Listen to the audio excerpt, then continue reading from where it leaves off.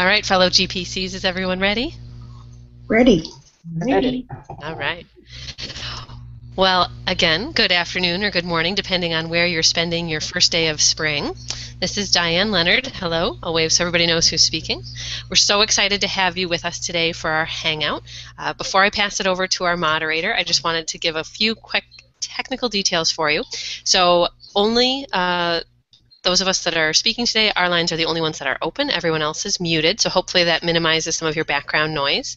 The way that you'll get to interact with us today is via the chat box. I want to make sure everybody's comfortable with that. So before you even have a question for us, if you don't mind, navigate to the chat box and let us know where it is that you're joining us from today, and also what it was that you were hoping to learn during your participation. What prompted you to take time out of your busy day to join us? So if you could do that, I'd appreciate it. And then I'd like to introduce you to our moderator. And so, Krista, if you'd like to go ahead and say hello and lead us through our session today, we'd be really grateful.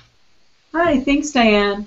Hi, everyone. My name is Krista Otteson, and along with my partner, Katrina Pearson, I am an owner of Velas Strategy, and we're a group that focuses on kind of the sweet spot between donor cultivation, program evaluation and measurement, community engagement, and communications.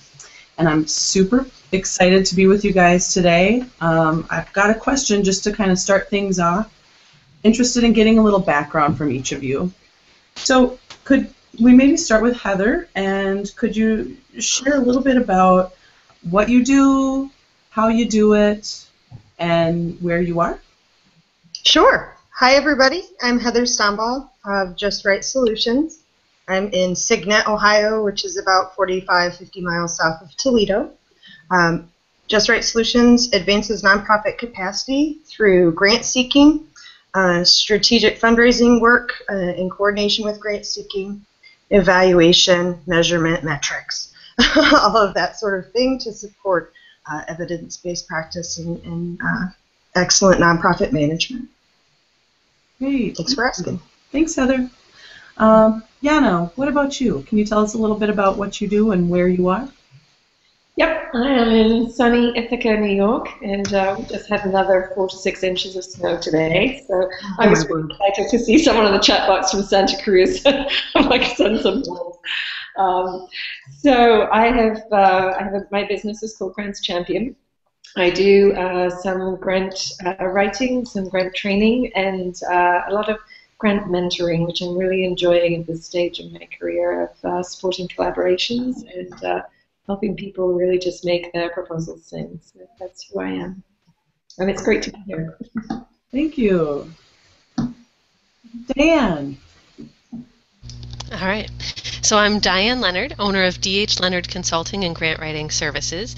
We're based in far, far, far upstate New York, so farther north than Jana and Ithaca. We're in the Thousand Islands and actually didn't get snow yet. So for once, we're the winner here. So our firm, we provide the full breadth of grant writing services from research and strategy through grant management. And in addition to being the owner of DH Leonard Consulting, I'm the co-founder of Grant Chat, the weekly Twitter chat for grant professionals, and SmartEGrants. So I love this group, so excited to be here and have everyone with us.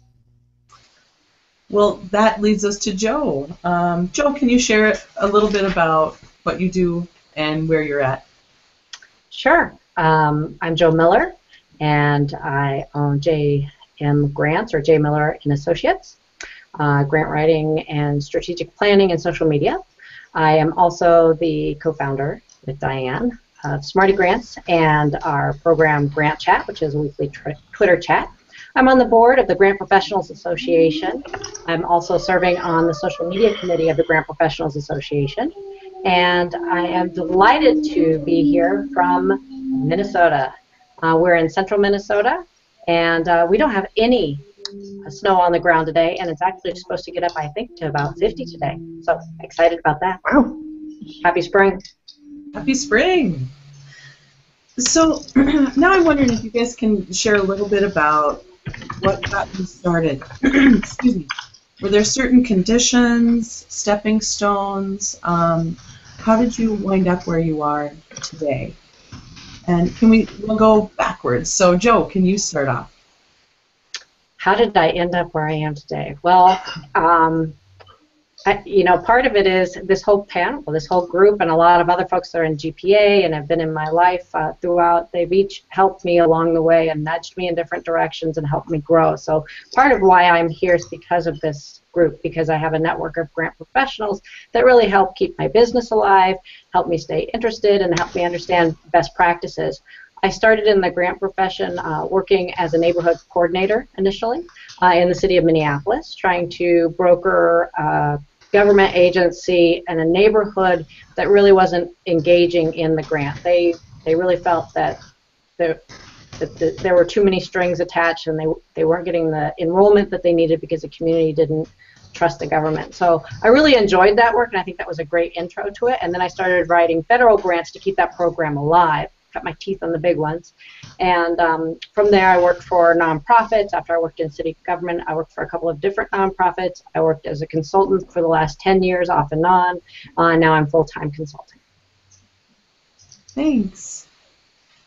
And Diane, can you share a little bit about what led you to where you are? Sure, my winding path, right?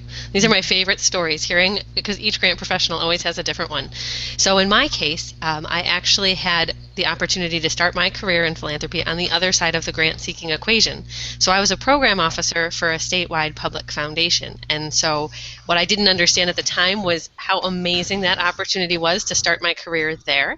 But what I loved about the work so much, in addition to collaborating with other foundations throughout the state of Michigan and getting the chance to work with Kresge and GM and Kellogg and have those as colleagues, like I said, I sort of took for granted what I had then. But I love doing the technical assistance work that the foundation board allowed us to do. And so what I ended up doing was I decided I wanted to do grant seeking to help more groups be able to negotiate that field of philanthropy, how to use grants in a positive way, and how to not make that face when you say grants and they go, kind of like the face that Heather said for metrics, right? Some big scary things. So I founded my firm almost 10 years ago with the intent of building nonprofit capacity, taking what I'd learned on the foundation side and using it then to help secure grants for grant-seeking organizations. Thank you. Jana, can you give us a little bit of that background? Sure. I kind of fell into it like most people. I was working at Cornell University managing research grants. And I got bored after about a year because I was kind of going through the process. And I had a really great boss. And so I said, since you need grants all the time, I'm a really good writer and I love to do research. And how about you send me on a course so I could learn how to write grant proposals? And he said yes. And so I was there for a while and I found I absolutely loved it and had a really good aptitude. And about 14 years ago, I had my daughter, and so I stayed home and did consulting, and so I then branched out from, I kind of started off backwards. I started off with the big federal NIH, NSF, USDA grants, and then I started working on small foundation grants, and I've done a lot of USDA grants over the years, and so clients all over the country. So I think I'm a little unusual in that I actually enjoy both. I enjoy doing the big foundation stuff, and I enjoy doing the big federal and state grants, and I enjoy doing the foundation as well. And I find most people prefer one or the other, and I actually enjoy just flipping around. So that's how I ended up falling into grant writing. Thank you. And actually, it looks like Mark maybe just joined us. So yeah, just had some technical issues and they've been resolved. Hi. Hi, Mike. Welcome. So I'm Krista, and we're just getting started. So can you maybe jump in and share a little bit about what you do, where you are, and how you got started? Okay. I am a grant writer for a public school district and a regional education consortium in south central Nebraska. I also have a consulting business, and I work with a lot of different nonprofits, mainly in rural areas, and those range from healthcare organizations to municipal governments. I'm the only one between Omaha and Denver that's a GPC, so we're kind of a rare commodity out here. So how I got started was I used to work for a congressman, and I worked in Washington, D.C., and I was his grant specialist, basically because nobody else wanted the job. And so I got to read a lot of different grants and work through the federal government side of things, as far as helping applicants navigate the federal bureaucracy and the grant review process. And I think that's about it. I mean, and then from there, I met a wonderful woman and decided to move back to Nebraska from Washington, D.C., and kind of kicked around and then started writing grants for a local performing arts center that was being built attached to a public elementary school, and was successful at that. And then for some odd reason they offered me a job writing grants, and so I started writing smaller grants. The first grant I got was big one was for $1.5 million, and that was either you get the grant or you need to find another job. So luckily we got it. And 13 years later, I've been doing the same thing. So Heather, can you give us just a little bit of background about kind of the steps that led to you doing the work that you're doing today? Sure. I started out in right out of college as an outreach worker doing street-level outreach for people who are homeless, HIV outreach, and safer sex education outreach. And through that process, did a lot of grant reporting and developed a lot of tools because I was young and cheap and there.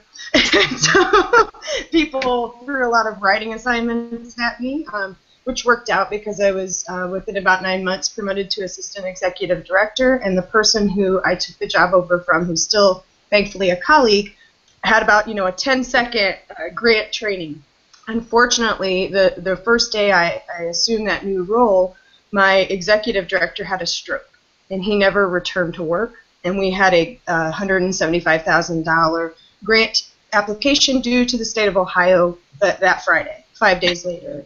And I had never written one before, and it was to fund mortgage and rent and utility payments for people with HIV. So kind of really important stuff. Trial by fire, we got the grant, and so that just said, okay, keep giving them to her.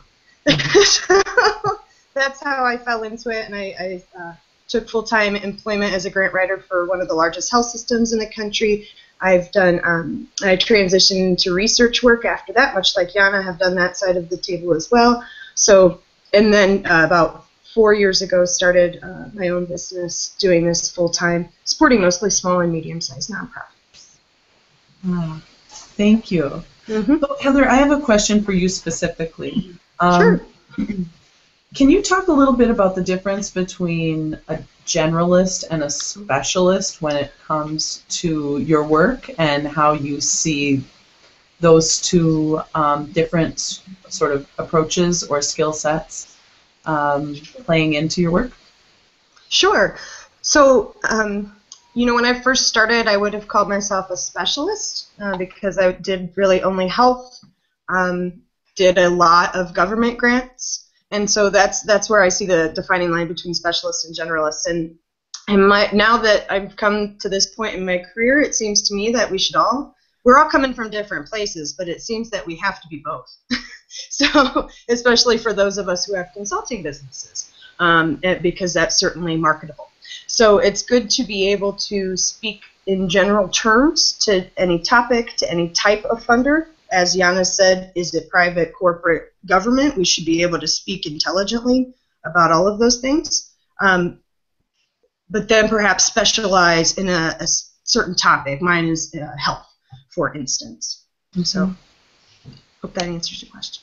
Yeah. Does anybody else have a different perspective, or does anyone else see themselves as more of a specialist in terms of field, or like a narrower skill set or specialty area? I can add something about that. I've tossed this around a lot over the years, thinking about whether I should specialize or not, and it's not in my nature to specialize. I enjoy learning. I enjoy just doing different things. Right.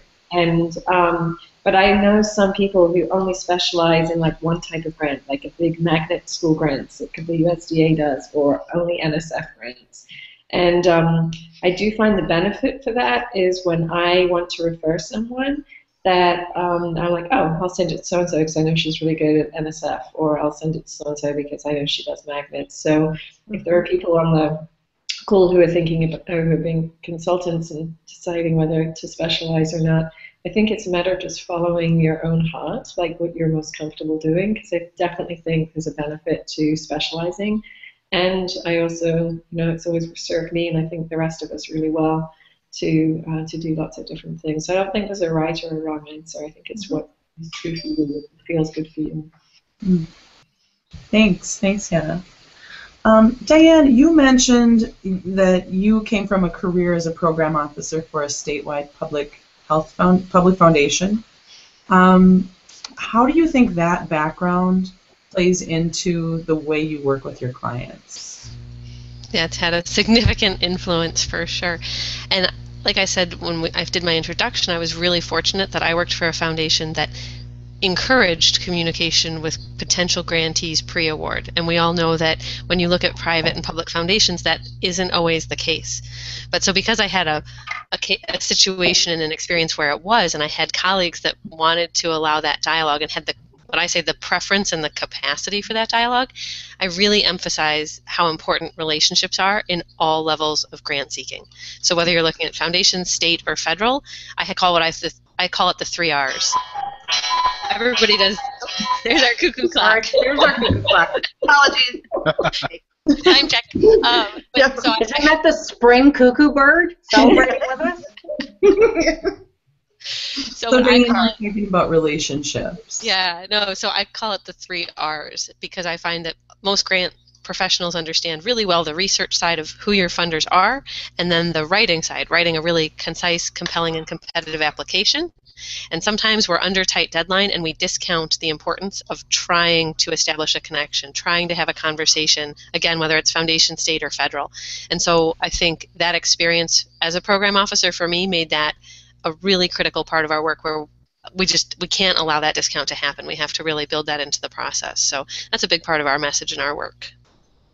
Does anybody have anything to add about how, maybe advice for folks in terms of being strategic about those relationships and how to try to connect with program officers, with folks who are representatives of the funders that you're seeking support from? Sure. I think I'd like, oh, sorry. No, go, Joe. Thanks. I think that many of us, when we think of program officers, we get a little nervous and we think that we can't contact them or we can't build a relationship with them, that they hold this power over us and are unapproachable. But in fact, they can be your best friend. They can be your best advocate. They're the ones that are going to go before the board or before a decision-making committee and really fight for you if they understand your program. So making sure that you build those relationships, that you make those connections. If you find that there are multiple program officers within a program, you may find one that's more interested in the nitty-gritty and the impact of your program. But I think the biggest thing is make sure that you have a compelling story, because if you tell a story, they can take that and tell a story. And that's really what you want them to do. You want them to take your story to whoever is making that decision. But make friends with your program officers. Thanks. Don't be afraid.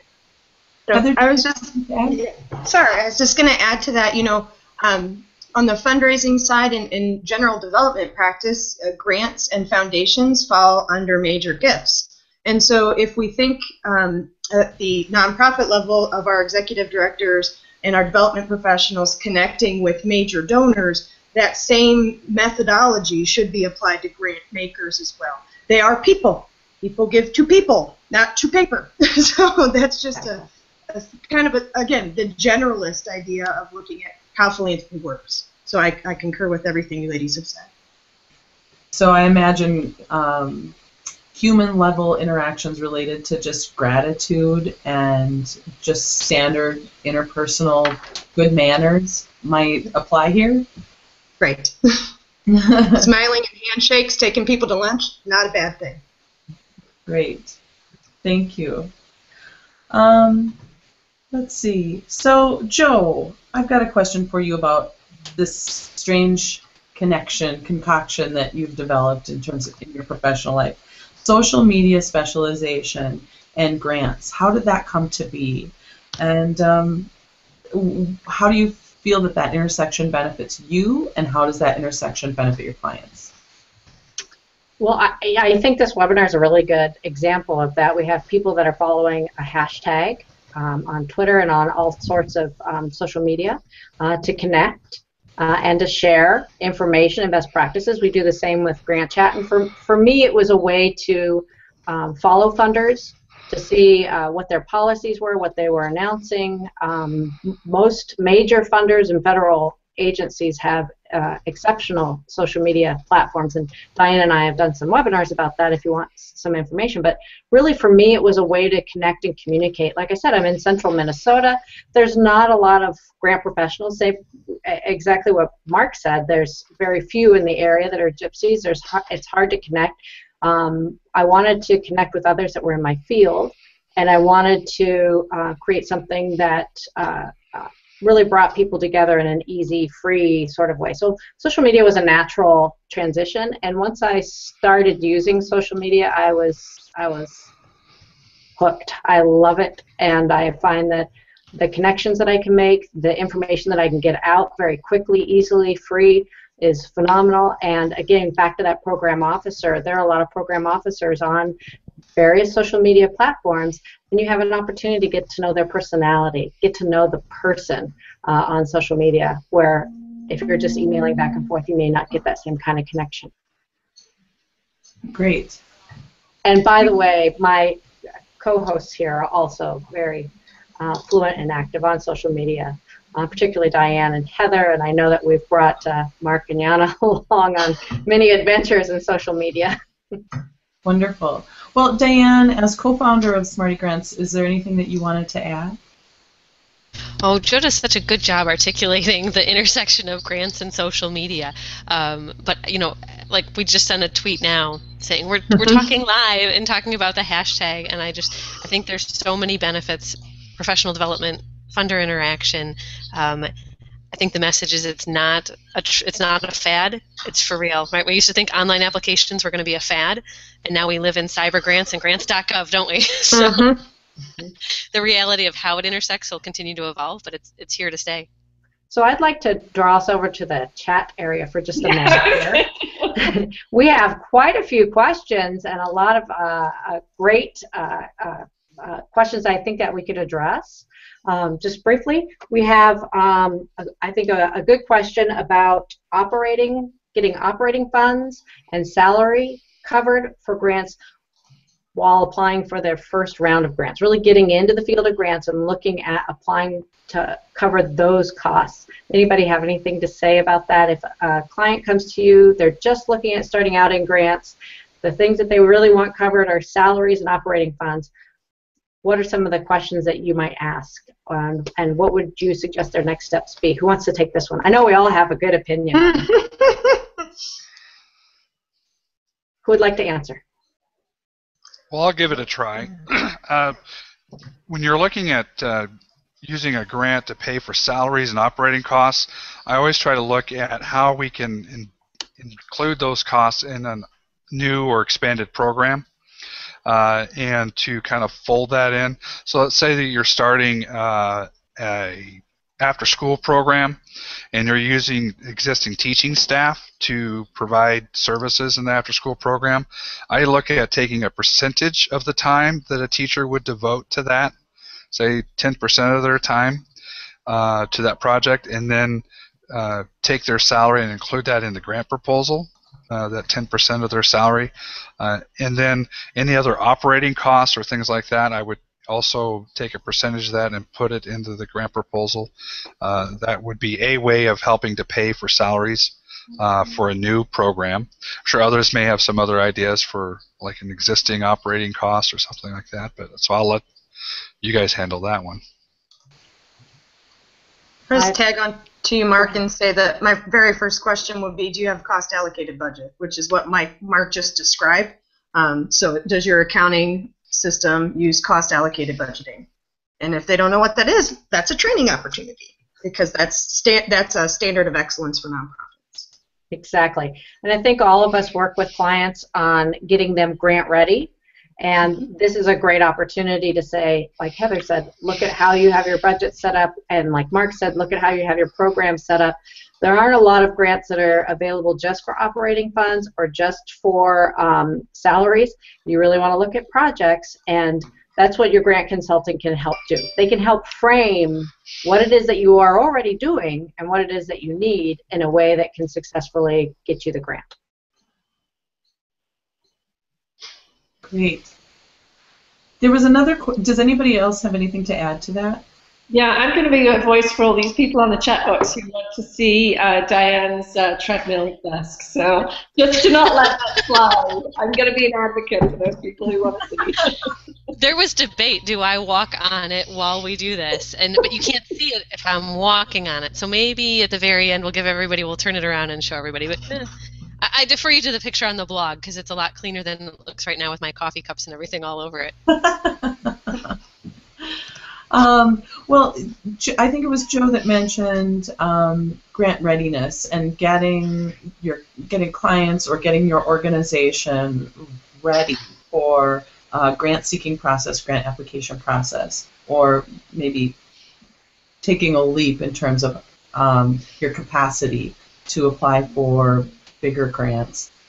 Do you guys have any suggestions about resources related to grant readiness that can help folks figure out kind of where they're at and how they can position themselves well? If you guys don't mind, I'll start this conversation.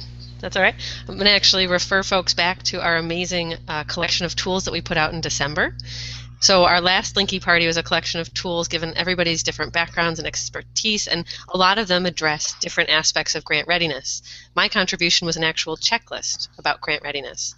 And so all those tools are still available for download from all of us, and they're at no charge. They were our gift to the community in December. And so I think all 5 of the components that we put together address grant readiness, not just that one specific checklist. So I really want to encourage folks to take a look at that if they hadn't already. Excellent. That sounds like just what I was looking for. Does anyone else have anything else to add? Well, I know when I meet with a lot of the nonprofits that I meet with are new, and so they're just completely foreign to the grant industry or what is needed. And I always I use Diane's list. I used it last week with a nonprofit that I'm working with. I also have my own grant readiness checklist. It's not as good as Diane's, quite frankly, so I've had to upgrade mine a little bit, but it's still a work in progress. But I think that is so key when you're working with a new organization, is that you have to make sure that they have their ducks in a row and have the ability and capacity to manage a grant once they get it. Because I think that's one of the biggest injustices, is to get somebody a big grant and then they have no way of managing and implementing the proposal that they worked so hard to get. You know, I will add to that that I think Diane knows this. One of the things we write into some of our larger federal grants is implementation consulting, because we had that happen so many times. The grants would come 6 months to a year later, and by then they may have had staff changes or something else happen, and it was really difficult for them to get up and running within that 60-day period. And they needed some experts to do some of the detail work, to remind them what they wrote, to really look at the budget and help them follow through. So we built in implementation consultant that if they got the grant, it was already in the contract. They didn't have to go back and get it budgeted for these government agencies, and then we would help them do that if they needed it. And so it was just there for a safety net. They didn't have to take it if everybody was still on there. But that seemed to be really helpful for some of these larger grants that take a long time. Great. This question of readiness is making me think about measurement.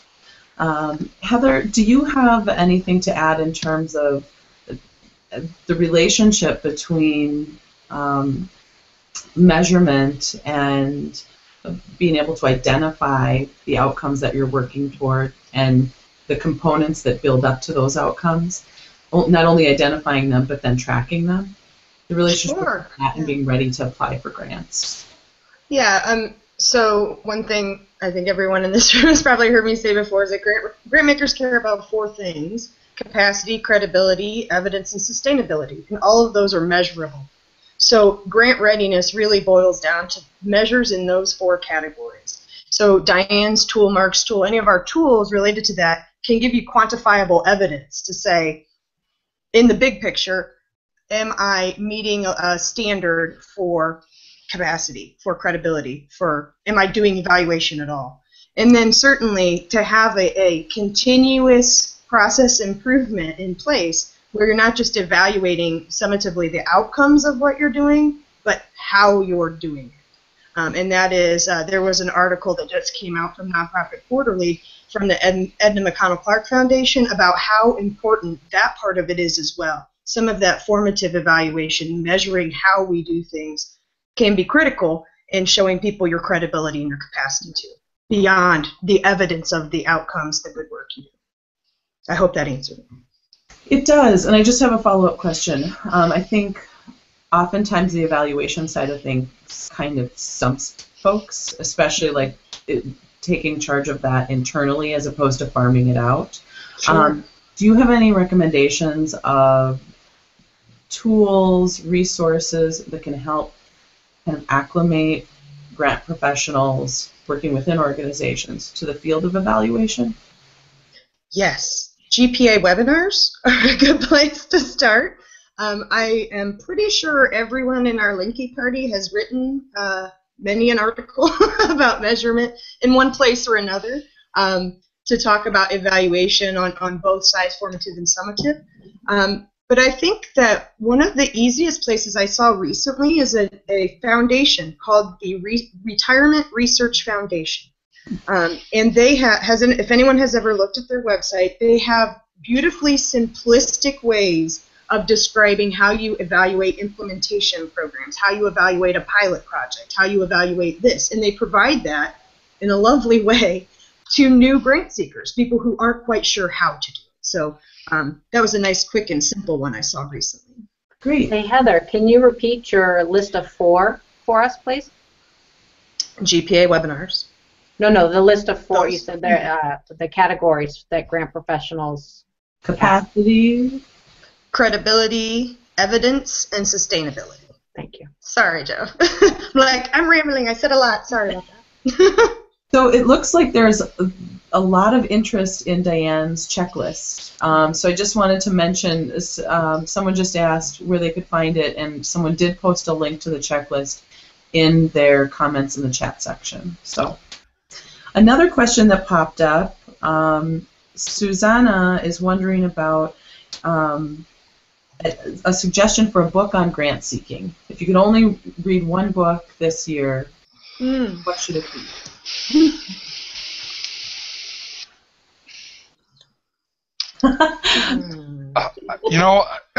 One thing that I hate working on are budgets in grants. I don't, I like to create, so grants are creative. I like the writing side of it. But when I get my grants back, one of the things that I always score high, or we score high in, is the budget. So it must be one of those things you hate to do, but it's a love-hate relationship. There is a book out called Budgeting for Grants. I bought it and used it when I first got started. And I read it over, and I put it on the shelf, and I opened it up on occasion as a reference guide. So if some people are trying to find out how do you establish an indirect cost rate for an organization, I can pull that out and at least acknowledgeable when asked that question, or give them some of the things they need to do to do that. So I would recommend that book as one that you could use just as a read it over, know where it's at in the book, and use it as a reference guide in the future. Great, thanks. Does anyone else have a suggestion? I have a recommendation too. It triggered that for me. Thanks, Mark. I find grant writing books tend to cover the same materials, just in different ways. And but thinking back, the ones that I found the most useful, Michael Wells wrote a series a while ago, and he has one on understanding nonprofit finances and understanding how nonprofits, how the budgets are set up and how the auditing structure. And he has another one on evaluation for grant seekers. And I actually found both of those books really helpful. I learned things that I didn't know when I'd been in the field for a long time. So those, if either of those subjects are interesting to you, those are two that I would recommend. They're meaty, they're useful, they've got, you'll learn new things even if you've been doing it for a while. They might be, I don't think they'd be too complicated for someone who's a beginner. It'd give you a really good grounding if you did read them. So that's my recommendation. Well, and if I could say something about books, I would like to recommend, and Patricia said it on the chat already, Jana's book, Grant Writing Revealed. I think that that's a wonderful resource for folks to read. It's a fabulous book, and so I just put the link in the chat box because I think Patricia's suggestion was right on. So I'll say that for you. I think it's a great piece, Jana. Okay, thank you. It's free, that helps. One of the other things that we have a book that's coming out, I believe a charity channel will sell it, and maybe some other organizations, but there is one coming out later this year on studying for the GPC. So I think that anybody that's interested in getting their grant professional certification and credential, that might be a great book for this coming year. Great, thank you. So, Jana, can I ask you to elaborate a little bit? So I understand you wrote a book based on interviews with top grant writers in the field, and it's just mentioned that you're gifting the book. Can you tell me a little bit about why you decided to gift it and what the value is in the book? Well, I can tell you why I decided to gift it. It was all by accident, as everything in life is. I did write the book and had a publisher and had a parting of ways with the publisher. And just then, I was reading this absolutely fantastic book that if you haven't read is worth reading. It's one of the best books I've read in decades, called Sacred Economics. And it's by Charles Eisenstein. And he talks about our relationship to money and how money has evolved, and how it has become so super dominant in our lives, so that it actually, in often many cases, destroys life rather than helps create it. And so it was just so when I was reading this book, I just saw that the book had actually started out in gift mode. When I started writing it, I wanted to write down everything that I learned, and the idea of interviewing people was really fun, and so it was it was really, really fun for me to interview these people who had tons of experience. So the reason why I'm gifting it is that I really believe that everybody has an absolute unique gift that we come into the world with, and that we don't share it often because of money. Because it's not beneficial for us to do that, and I really want us all to share our gifts, because I think the world would be a better place if we did. And so I decided to put my book where my mouth was and gift my book. I joked when I said it was free. It's not entirely free. What I do is I ask people to pay it forward, and so to take the book, integrate it into your work, and pay it forward that way, or do something for another person and pay it forward that way. So to keep the gift in flow, and I think if we all focus on keeping gifts in flow, that'd be great. And I heard a great thing on the radio this morning. It's so funny you asked me this question. On the radio this morning, I heard one of the StoryCorps on NPR, and the man he had this deep Mississippi accent, and he said, "Babies are born with their fists clenched, because we each come holding a gift, and then gradually over life we can open our hands and share our gifts." And so he was talking to his 9-year-old son, and he said, "You came with a closed fist. My hope for you is that you'll open your hands throughout your life and share your gifts." And I thought it was so beautifully put. So that's why the book is gifted. So yeah, so you can just come to my website and download a copy of it. So.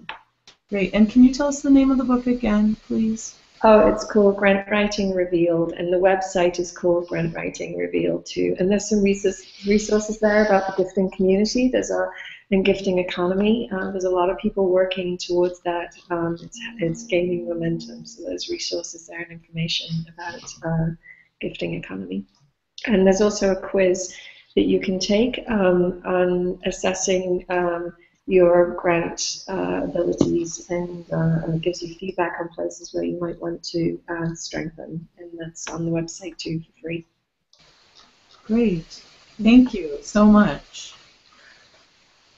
Julie had a question a while back about grant management software. Do any of you have some recommendations about specific software or about important components or considerations when you're looking for some grants management software? I think grant management software, it depends on the size of the organization. There's a lot of it depends. There's some great software out there, and a lot of the grant software organizations that provide software to track grants or to track grants and donations are partners with the Grant Professionals Association. And as members of the Grant Professional Association, your organization can get significant discounts. So I would say check that list. Maybe look at they've all been vetted as great companies. Look at those organizations and those tools and see if something looks like a fit for you, and then talk to a few of them. See if it would work for your organization and what you're going to do. Joe raised a good point. I actually did a blog series with one of the software vendors that GPA has reviewed, American Innovators, and I had a 3-part blog with Scott Frost, the CEO, about what organizations should look for in purchasing grant management software. And I asked Scott to make it as generic as possible, not to pitch his own product, because I thought at least my readers wanted to see what are some of the principles, what are some of the aspects they should consider when they are looking to purchase a grant management software system. And I thought Scott did a very, very good job in outlining things that organizations need to look at when they're pursuing a grant management system.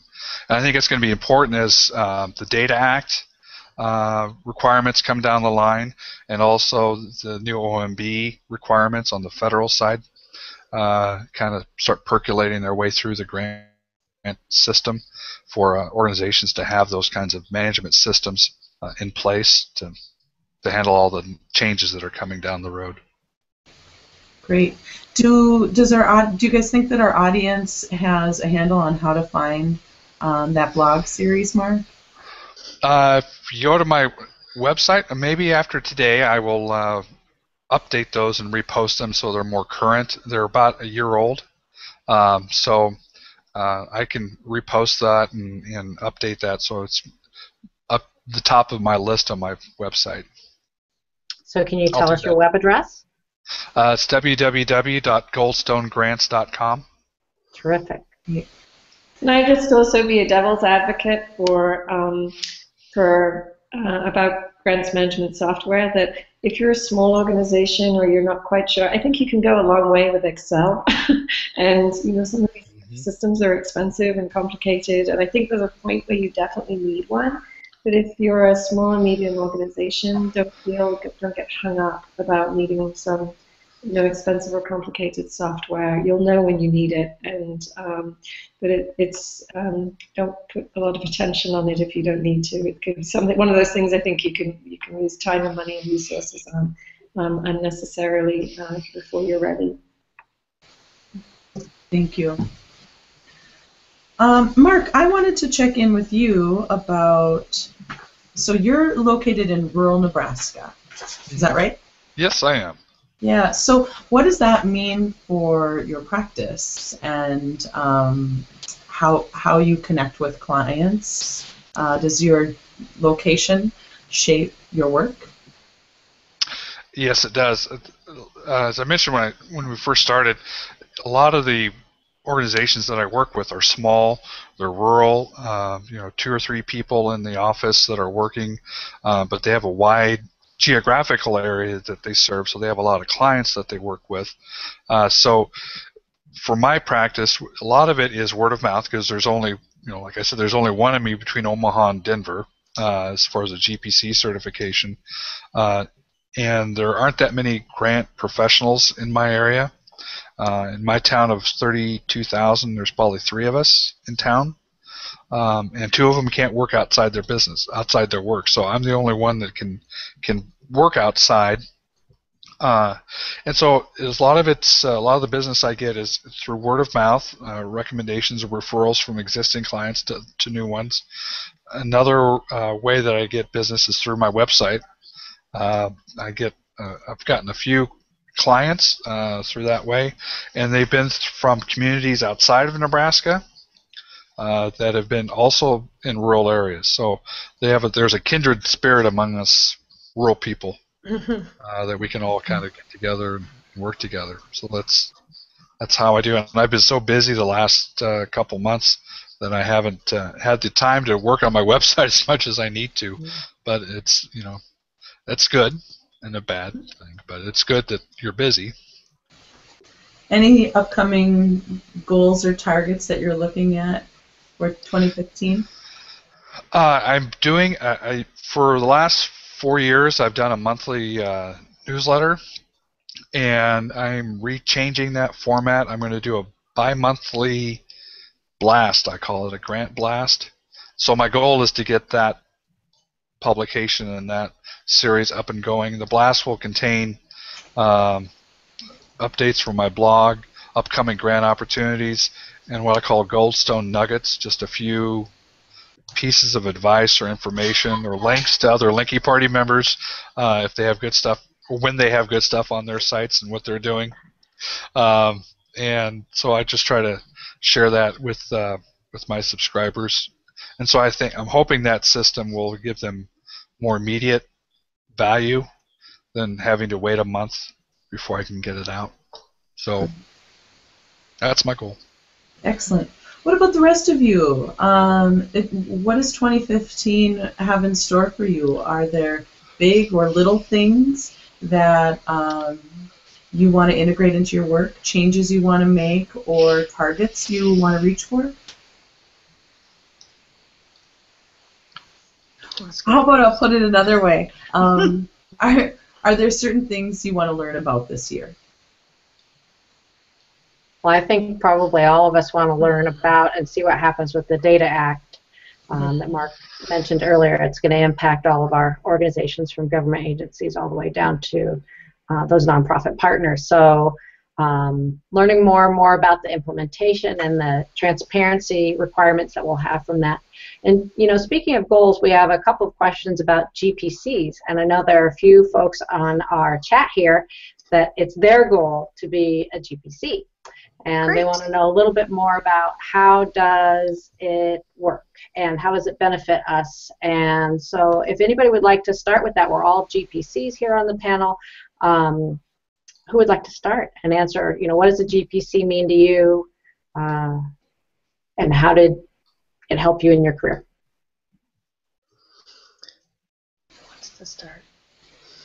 I'll give it a kick because I was most resistant to the notion of getting my GPC because there's only one of me, and so I didn't think it was really a value to my career. That it wasn't something that people were asking me about when I went to visit with them. But as the more I thought about it, I saw it as a professional development opportunity for myself, something that would challenge me, make sure that I'm keeping up to speed on things, and so. And plus, the designation wouldn't hurt. So, since I gotten my GPC, I have found it to be much more valuable than I thought it would be, as far as connecting with people, differentiating myself from others in the field, and showing some sort of sign of excellence or credibility, perhaps, when I meet with folks.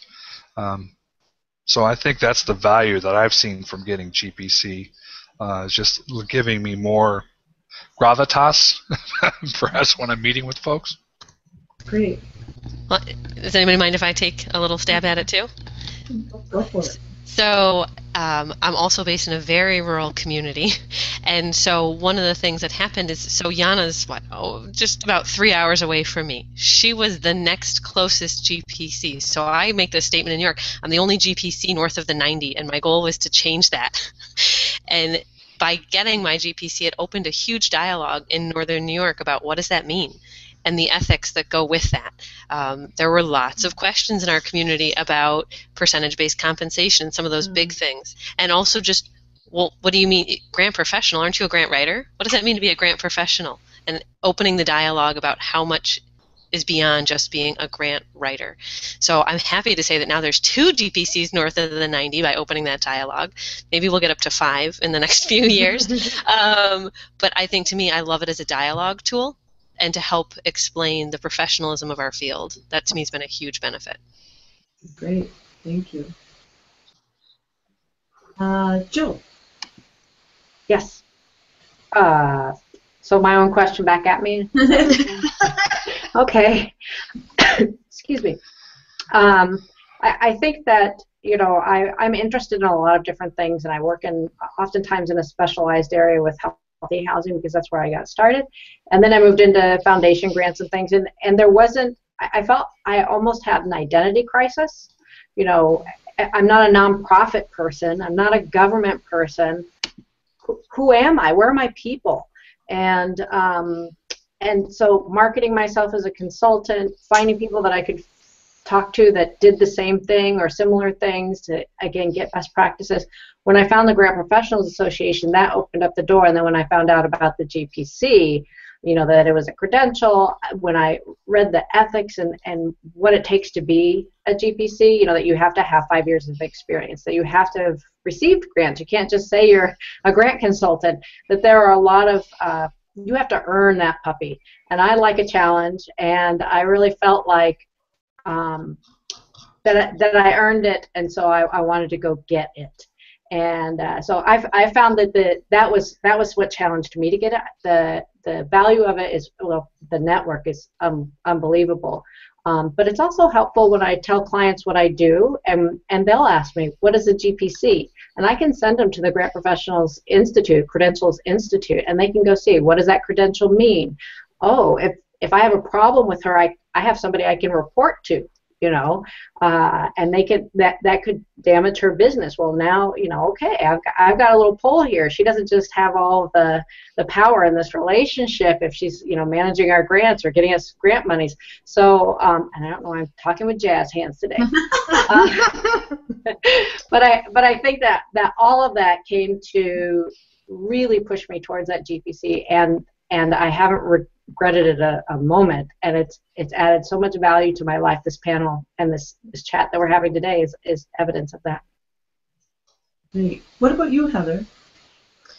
I'm an education junkie, so it was one of those like, oh, there's a certificate? Well, I should probably do that. So, plus, and I said this in the 31 Days of GPC videos, I work with a lot of development professionals who have their CFRE. So when I walk in a room, and I have both now. Actually, I just got my CFRE this week. So now when I walk in a room, and thank you, Joe. Thank you, everyone. When I walk in a room, you got it. You got your CFRE during the Grant Professionals Week. There's some sort of irony there. There is, but I already have my GPC. So I got. So when I'm walking in, I have both. That shows the generalist and the specialist. You know, I specialize in a certain kind of fundraising that applies philanthropic principles. So it's a way to have a conversation about the importance of grant writers, grant professionals within the bigger scope of the work I do among development professionals. I found that to be exceptionally beneficial, and I mean, ultimately too, I have a business. So to be able to use language that says, I think the number is still fewer than 400 people in the country have their GPC, that's a pretty big deal. And it works. It sells. And what about you, Jana? Oh, my story is a little bit different, actually. I was serving on the board of the Grant Professionals Association when the GPC was going to be developed. And so I was involved in developing the exams, and And so that was a really interesting process. We got to really think about what the skill sets were, and what really did define somebody who was a competent, more than competent grant professional. And then so we spent, I don't know, a weekend or two doing that, and then developing the questions and then testing the questions. And so it was a lot of fun. So actually, I've never taken the test because I was grandfathered in because I had seen the questions. We actually had to take the test as part of that process. And then they were calibrated for us. Like we took it and then see whether we passed or not, whether they were calibrated correctly. And so I'm a little unusual in that I never sort of studied for or took the test. I was just involved in it early on. Great, thank you. So there's a question from, let's see, who is this from? Question from Teresa, wondering if this is being recorded so it can be listened to again, or so she can pass it along to a colleague. Joe, can you answer that for us? Sure. And Diane did address it in the chat, but the chat's going up. And oh no, that's great. It's a good point. Yes, we are recording it. Anybody that has registered, whether they were able to stay here the whole time or not, we'll get a link to this video, so it'll be available to you, and all of our information will be available with that. Great. I think it would be great to get some feedback whether we should do this again, because this is fun. If it's really helpful, let us know, because I'm game for doing it again if people find it useful. So I see another question related to the GPC about how long does it really take to prepare for the exam?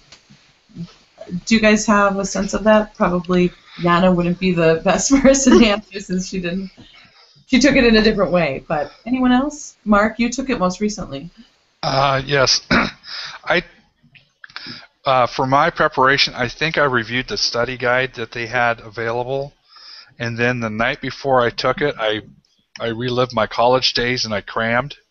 But it's really, you think about it, it's not really, I think you should read the study guide, and I think they're coming out with, I guess, with a book to help people with it.